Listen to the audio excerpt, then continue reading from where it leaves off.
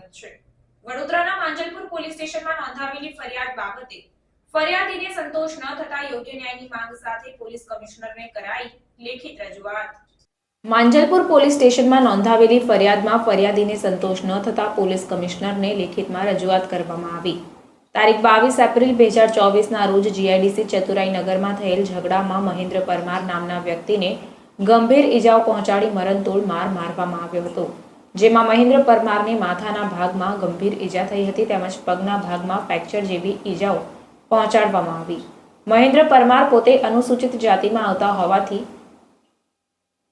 ફરિયાદ પણ પાછળથી ઉમેરવામાં આવી હતી, પરંતુ આઈપીસીની જે કલમો માથાના ભાગમાં ગંભીર ઈજાઓ હોવા છતાં પણ માંજલપુર પોલીસ દ્વારા યોગ્ય કલમો દાખલ નહીં કરવા ફરિયાદીને સંતોષ ન થતા ફરિયાદી દ્વારા વડોદરા શહેર પોલીસ કમિશનરને રજૂઆત કરવામાં આવી તેમજ આરોપીઓ બેફામ તેમના ઘરની આજુબાજુમાં ખુલ્લેઆમ ફરતા હોય અને લોકચર્ચામાં કહેતા હોય કે અમને આ લોકોથી કોઈ ડર નથી, અમને આ લોકોની કોઈ બીક લાગતી નથી, અમે આ લોકોને જોઈ લઈશું, આ લોકોને હવે તો છોડીશું નહીં જેવી લોકચર્ચાઓ વહેતી થઈ છે, જેના કારણે ફરિયાદી ડરીને ઉચ્ચ કક્ષાના અધિકારીઓને રજૂઆત કરવા પહોંચ્યા।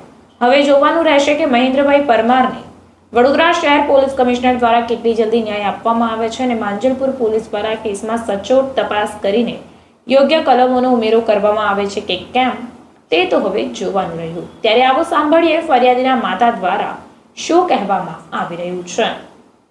Bureau report Janarpan news. મારા છોકરાને માર્યો તો એ અંકલેશ્વર કોમે ગયો તો ઘરે અત્યારે 5 વાગે આવ્યો હતો। એમાં આ છોકરાઓ લખોટીઓ રમતા હતા ને તો લખોટીઓ રમવા ના પાડી તો એ લોકોએ માણસો બહારના બોલાવી અને મારા છોકરાને 12-13 ટોકા આવ્યા છે અને પગે ફ્રેક્ચર છે। આજે મેં જીઆઈડીસી મજલપુર કમ્પ્લેન કરાવી પણ એ લોકોએ છોડી મૂક્યા। મારો છોકરો 6 દિવસ દવાખાનામાં હતો તો અમારે કંઈક જણાવો નહીં, એ છોકરાઓ બધા બહાર જ ફરે છે। હજુ તો એ લોકો ધમકીઓ આપવાની વાત, હજુ તો અમે જીવતા છો। કેટલા જણા હતા અહીંના તો 6 જણ છે પણ બીજા એ લોકોએ બહારના બોલાયા હતા 10 થી 12 જણ। હવે બહારના કોને બોલાયા હતા એ તો અમને ખબર નહીં, અમે અહીં અંદર રહે તે હું તો નહીં ઓળખતી એ લોકો। અહીંયા તો હજુ 4 જ જણને પકડ્યા છે, 4 જણ। એમ તો 6 જણા અહીંના હતા, અમારા ગલીના જ છે 4 જણા અને બીજા 2 બહારના છે અને એકની નામ મનોજ કૌશિક ચીમનપુરિયા અને હિતેશ શ્યામસિંહ ચૌધરી અને મનોજ મહતમ અને મયુર મહતમ। કમિશનર સાહેબે તો એવું કીધું કે તમે કલા કટારિયા સાહેબને મળ્યા છો ને, એમના હાથમાં છે તો ધીરજ રાખો એમ કે છે। તો હવે મહિનો થઈ ગયો, હું 1 મહિનો આજની તારીખે મહિનો થાય, અત્યારે જ બનાવ બન્યો તો 22 તારીખે। મારી માંગ તો એ જ છે કે જે મારા છોકરાને માગ્યું એનો મારો ન્યાય જોઈએ।